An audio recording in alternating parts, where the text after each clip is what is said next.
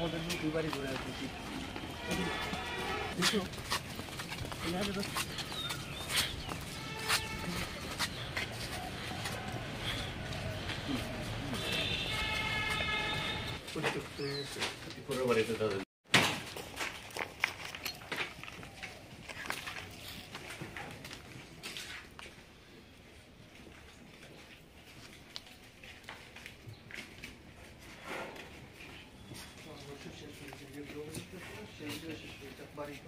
একদম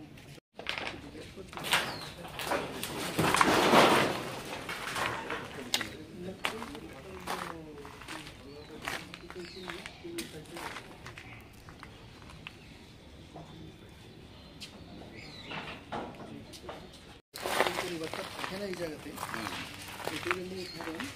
যারা আছে তারা ব্যবহার করতে পারছে না খালি জায়গাতেই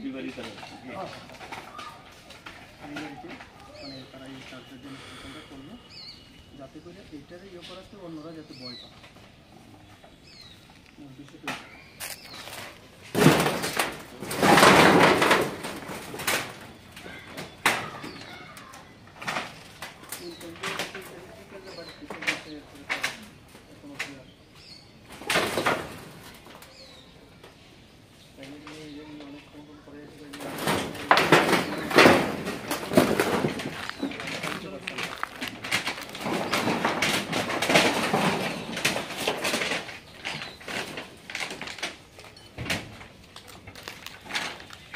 যে বাড়ির ইয়েটা তো পড়ছে এই বাড়িটা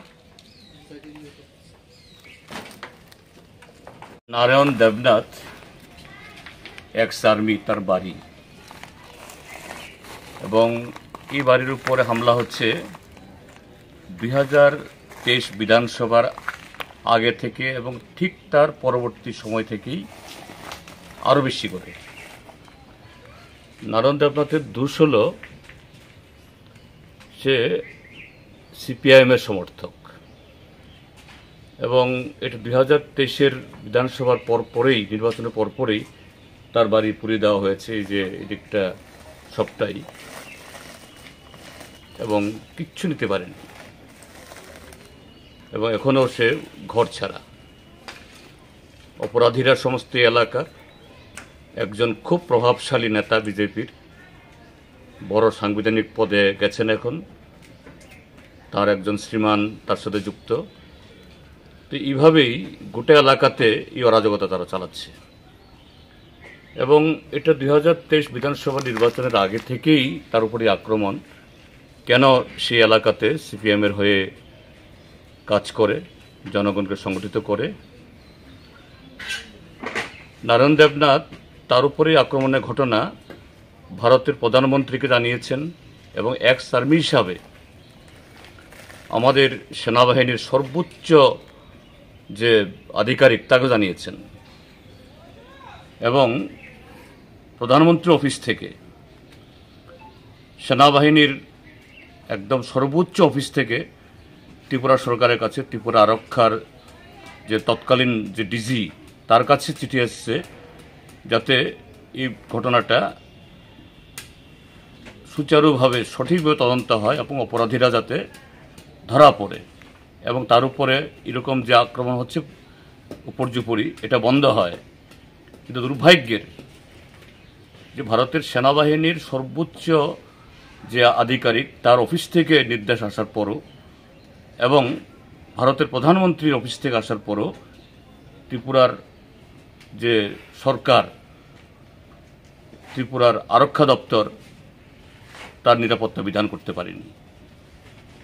তাকে এই বাড়ি ছেড়ে গত 23 থেকে চলে যেতে হয়েছে। তার সমস্ত সম্পত্তি তেজসপত্র সম্পূর্ণ ধ্বংস করে দিয়েছে। এখন তিনি বাড়িতে থাকেন না, কিন্তু এখানে সম্পত্তি এখানে রয়েছে। পরিস্থিতি একটু নর্মাল হচ্ছে। গত 29 তারিখে সেখানে সমস্ত রকমের ভয় হুমকি উপেক্ষা করে হাজার হাজার মানুষ এসেছেন। বুঝতে পারছে এই সমাজ বিরোধীরা এবং তাদের মাতব্বররা দিন বদলাচ্ছে, কাজেই মানুষকে সন্ত্রস্ত করার জন্য আবার গতকাল রাতে আগুন লাগিয়ে দিয়েছে। তো এই জন্য আমি আজকে দেখতে আসলাম যে ত্রিপুরার যে কি চলছে এখানে আইন শৃঙ্খলা কাদের হাতে? একটাও এই যে কি বলে যারা আইনকে বৃদ্ধাঙ্গুষ্ঠ দেখে চলছে কেউ ধরা পড়ছে না, উল্টো তারাই মাতাবরি করছে। এ হলো ত্রিপুরাজ্যের ওই যে একজন মন্ত্রী বলেন clear picture law and order, এই হলো clear picture law and order.